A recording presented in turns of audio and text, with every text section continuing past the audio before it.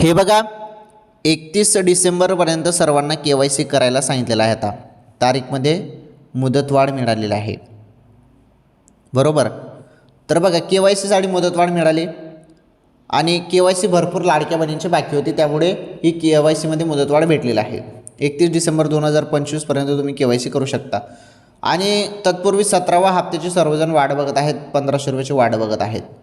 17वा हप्ता नोव्हेंबरचा हप्ताबद्दल त्याबद्दल अपडेट आहे. आणि भरपूर बहिणींची KYC झालेली आहे, त्यामुळे त्या बहिणींना काही टेन्शन नाही. आता ही मुदतवाढ कोणत्या बहिणींसाठी वाढवण्यात आलेलं आहे? ज्यांचे पती वडील हयात नाहीत त्यांना KYC करता आलेले नाही, त्यांच्यासाठी मुदतवाढ आहे. ज्यांचे OTP सेंड होत नव्हते त्यांच्यासाठी KYC वाढवण्यात आले आहे. गरजपडीत महिलांसाठी KYCमध्ये मुदतवाढ मिळालेली आहे, त्यामुळे ज्यांची KYC बाकी त्यांनी पटापट करा.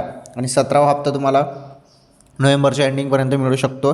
थोडी वाट बघा, हप्ता लवकरच जमा होईल बहिणींनो. ओके.